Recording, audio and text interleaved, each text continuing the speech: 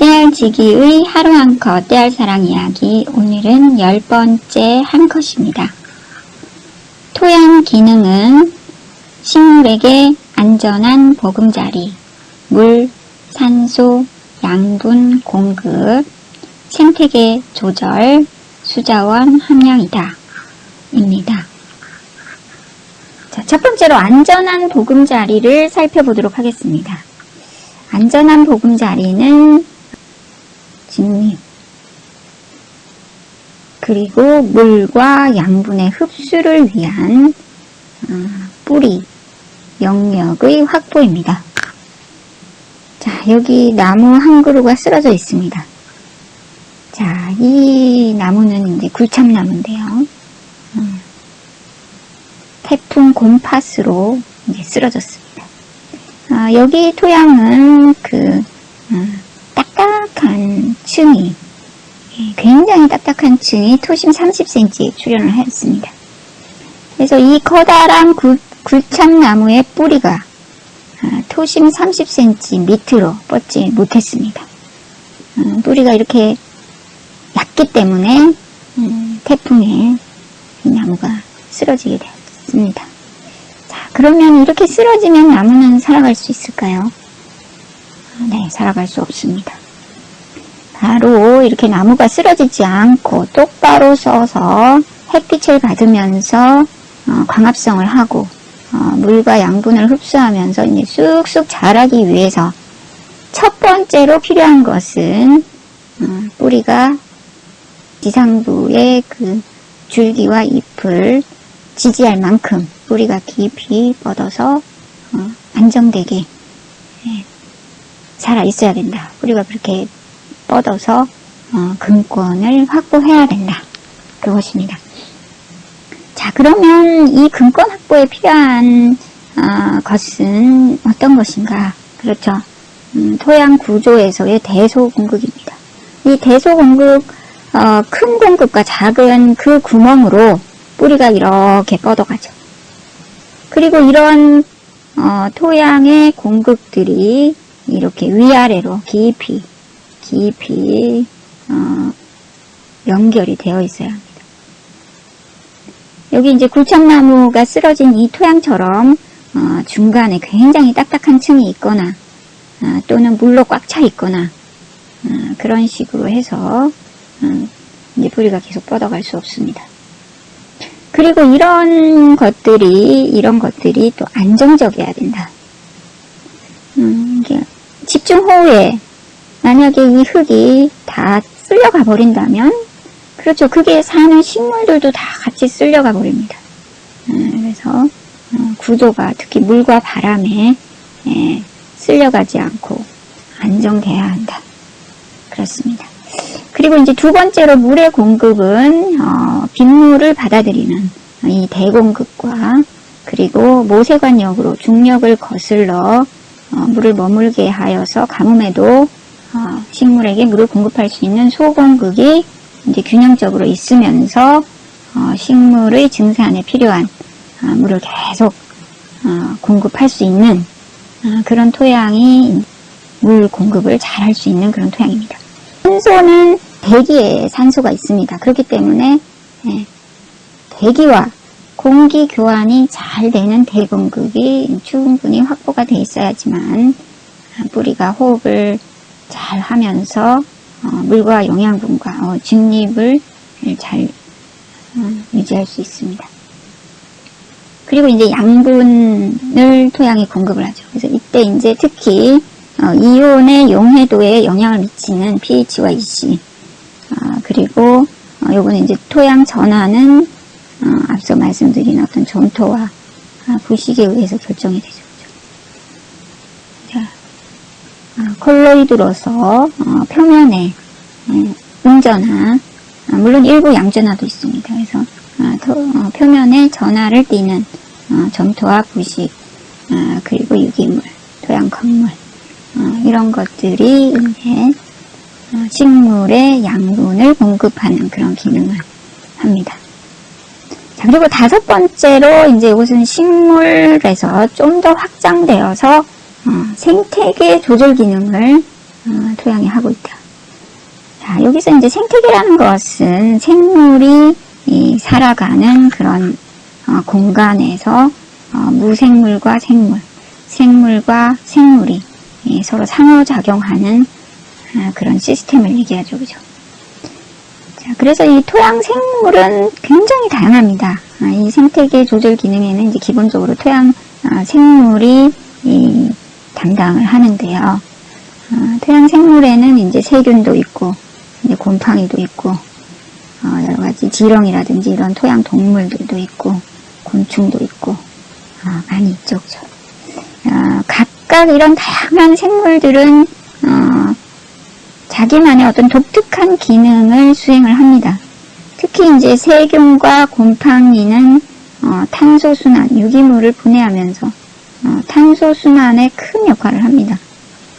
그리고 이제 지렁이 같은 경우는 여러 가지 그 ip단의 형성이라든지, 그 다음에 대공극, 곤충도 마찬가지죠. 그죠? 어떤 대공극의 발달, 곤충이 이렇게 자기 그 보금자리를 막 이렇게 파죠. 그죠? 파고 왔다리 갔다리 하면서 그 길이 바로 대공극이 되는 거죠.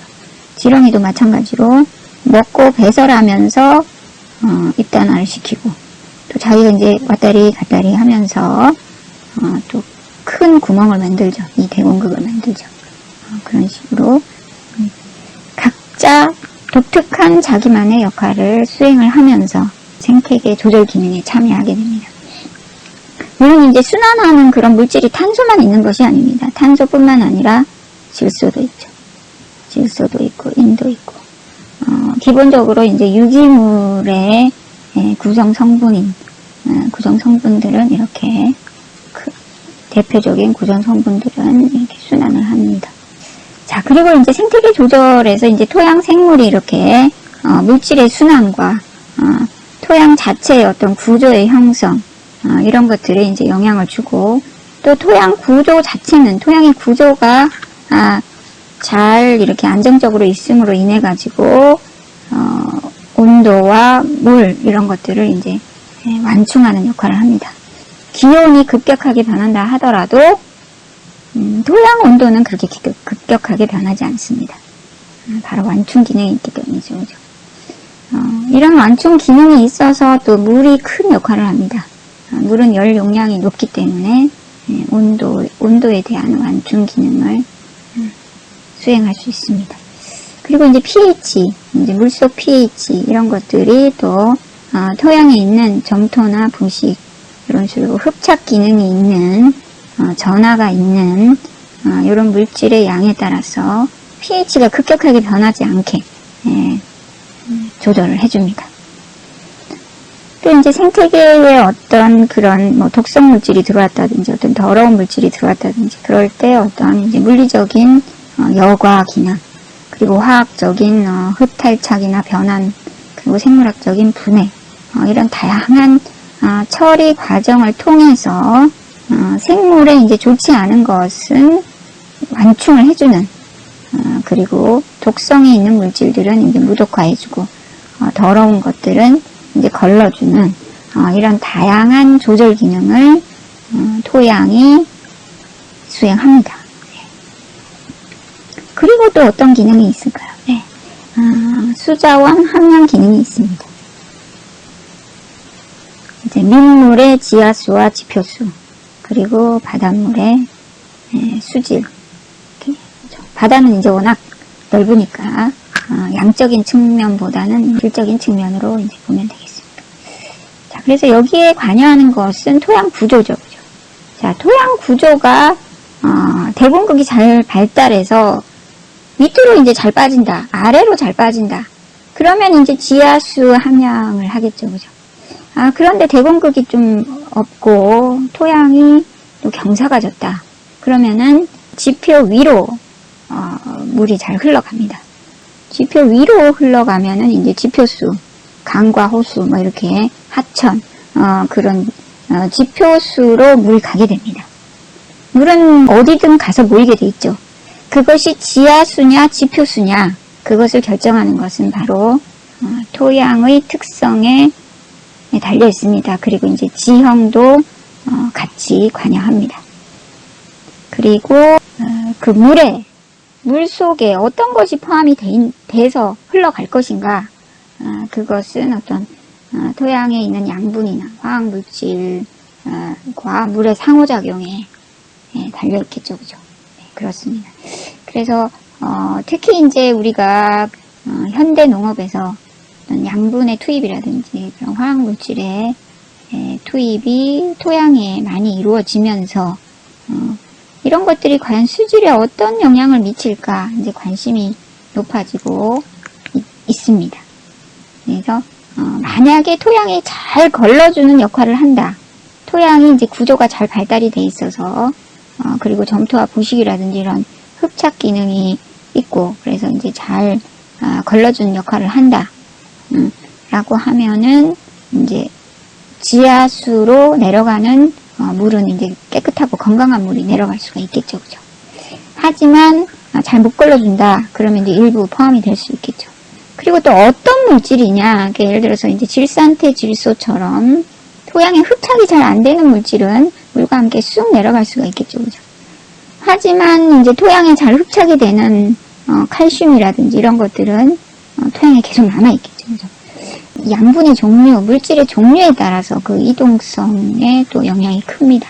지표수는 지하수와 다르게 현탁이 돼서 이렇게 물리적인 여과 과정 없이 지표수로 흘러갈 수 있습니다. 현탁이 된 입자들 속에서는 이동성이 거의 없는 칼슘이라든지 뭐 이런 인이라든지 이런 것들도 이동을 해서 갈 수가 있겠죠. 이 지표수가 흘러 바닷물까지 가고 있죠. 그리고 여기서 육상 생태계의 생산자인 식물이 건강하게 자람으로 인해 가지고 식물의 뿌리 주변에 토양 생물이 다양하게 그 자리를 잘 잡을 수가 있습니다. 그리고 질소라든지 인산이라든지 식물이 흡수를 하면은 밖으로 나가는 물질이 줄어들게 되겠죠. 그래서 이 식물, 육상 생태계의 식물이 얼마만큼 건강하게 자라고 그 토양의 구조를 잘 형성하느냐에 따라서 생태계 조절 기능과 수자원 함량 기능이 훨씬 더 강화될 수가 있다. 그렇습니다. 좋아요와 구독 꾹꾹꾹 눌러주시고요. 알림 딸랑딸랑 부탁드려요. 그럼 다음에 다시 만나요. 안녕.